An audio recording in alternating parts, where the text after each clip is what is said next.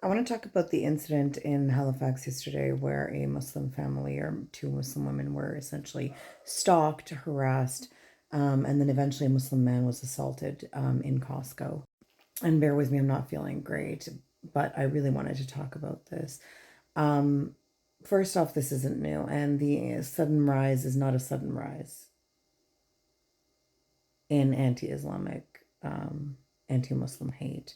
Also note in the video that he also called some of these people the N-word, called some of these people the P word.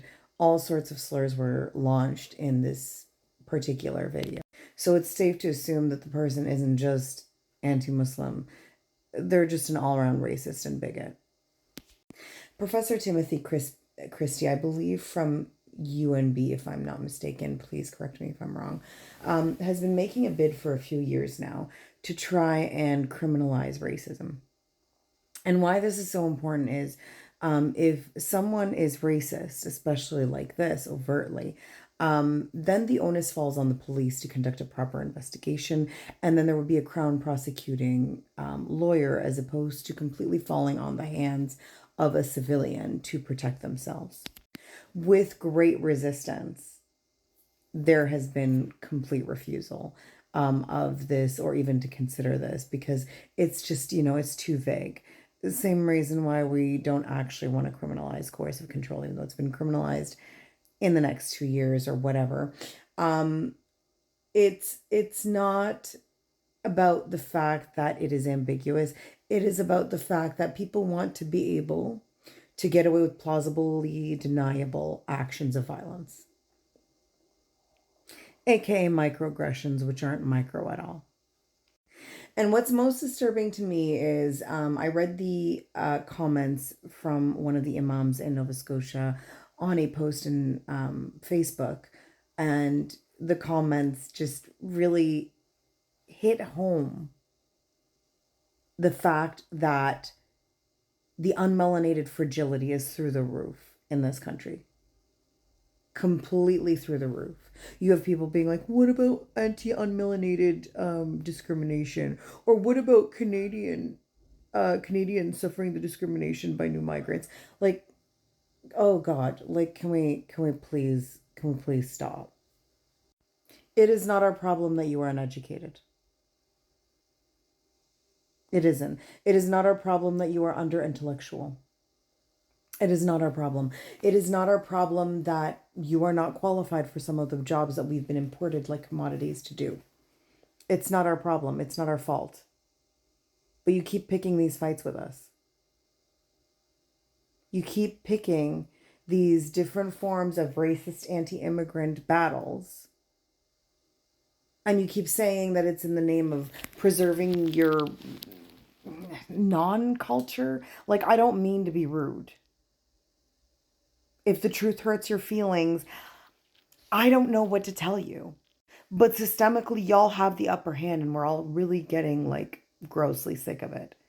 Because even when things are codified in our human rights, like our right to practice our cultures, our cultural practices, our religions, y'all are still hell bent on using your positions to harm us. When we're doing anything, whether it's shopping at Costco or raising our children. And half the time, Michael and Susan, our children are the ones being kind to yours. Our families are the ones feeding yours and giving yours so much when they come and visit our homes because we believe in hospitality, kindness, and sharing. And I'm speaking for the vast majority of melanated immigrants and even unmelanated immigrants. Because the fact is, we were imported because we're willing to share. You colonized because you're willing to take. And because you took from indigenous people so much beyond my capacity to even imagine that there's not much left for you to steal, you justify it by continuing to import people to continue to steal from. And then humiliate them in the process. Things are not changing. Things are not improving. Y'all are just getting more delusional about it. More entitled.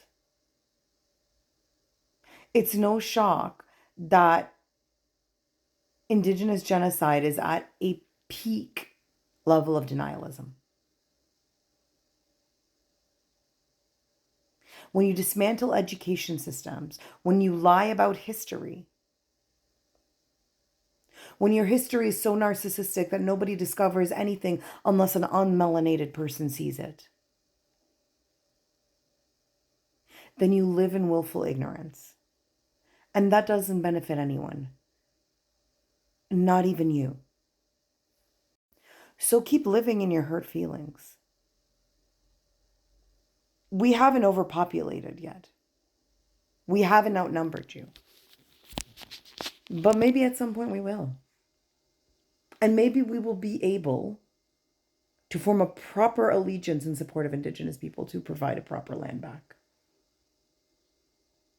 And then what? What will be your excuses then?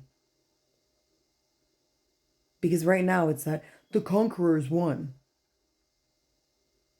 What are your new arguments? Anyway, I'm exhausted. I don't feel great. I'm sharing a little rant today.